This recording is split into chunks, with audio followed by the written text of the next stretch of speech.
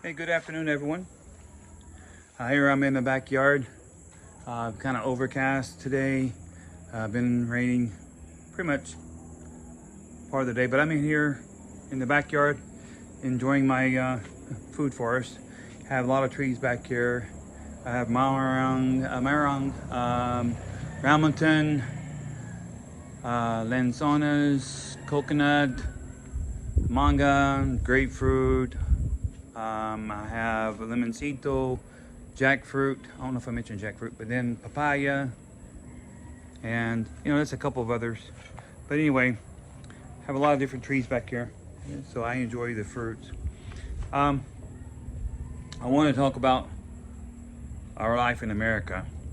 Back in 2014, we bought a house there in Page, Arizona. And this house was a double wide manufactured home built back in 1981. And it had an addition built onto it. And the new addition was built pretty secure and pretty strong. There was really no issues with the addition. But the double wide was a piece of work, put that way. Trying to say it nicely. But just give you a little idea, when we bought the place, it had holes in the floor, holes in the walls, holes in the ceiling, and the roof leaked. Basically, one side of the double wide, the manufactured home, had to be completely stripped out and remodeled. The other side was okay. It could, we still replaced some of the walls and fixed it up, replaced the wiring. The wiring was shot. It was horrible. The wiring was horrible. The plumbing was all bad. So we had to replace all that. And it took me, I think, 6-7 years to completely do all the work. I had to go up. It had in Arizona, I don't know if you're familiar with Arizona, but it's a dry heat. And it had a swamp cooler on the roof. Not a very good idea to put anything with water on the roof and with a big old hole in it to circulate air. Now, the swamp coolers work very well in Arizona. However, they should be on the side of the house, not on the roof. There's a lot of them that do have it on the roof, but no matter what they did to repair the swamp cooler, it kept leaking. And that's where all the leaking come from. And then it would get into the roof and deteriorate everything and go down the walls, and it would just disintegrate it. The outside of the house was aluminum siding, but there was no plywood, no wood between the studs and the aluminum siding. Only thing was between the aluminum siding and the 2x4s was strips of fiberboard. I'm talking about fiberboard. And it was so deteriorated that when you reached in, you can just grab it out and it would just crumble. The insulation in there was already done, almost composed, rotted, and it had gotten wet so many times it just almost disintegrated.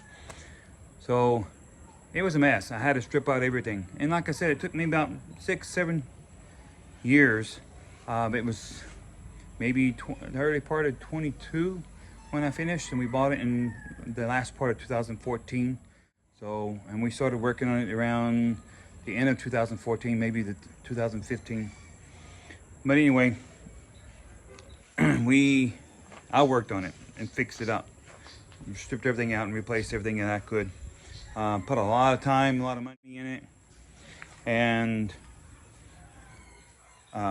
that's what we done. We saved up all that money and we ended up selling it.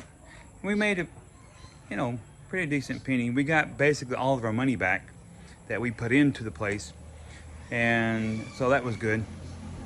And then we were able to use that money to come here to the Philippines. So that just gives you a little bit of information how we were able to afford coming here and buying everything because we sold everything there, and we made everything. It made everything easier for us by selling everything there. We sold our car, sold all my tools. I had all sorts of tools. I had stuff for cars, tools for cars, tools for the house. I had my table saws, I had my nail guns, had everything. And I wished I had them here. It would have made my life a lot easier. However, there are some drawbacks because we use 220 here in the Philippines, and in the United States it uses 110. So you'd have to have a transformer here to be able to use it, and that's not very efficient, especially here in the Philippines. Here where we are, it's supposed to be 220. Unfortunately, if you do a check, it dips down into like 185 volts. So it's not even consistent. So that's why we ended up getting solar in our house. And we'll talk more. Well, I guess you can see the video.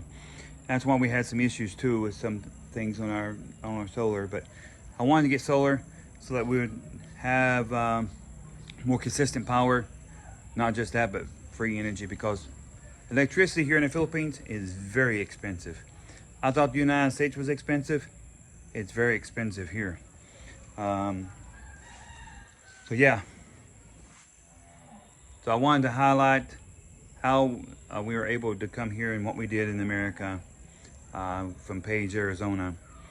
We sold everything and came here and built everything. So next I'll talk about my house and the mistakes that we made with that. So look for that tomorrow.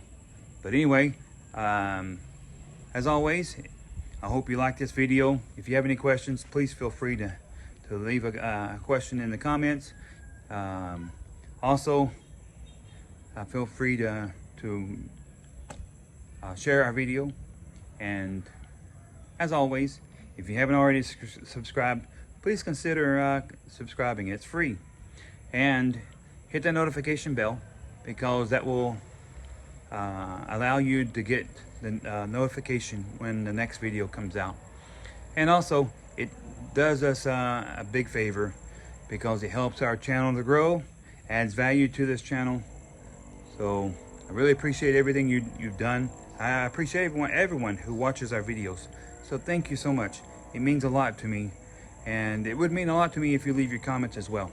So thanks again. Hope you have a good evening, and remember, life is short. Make the best of it.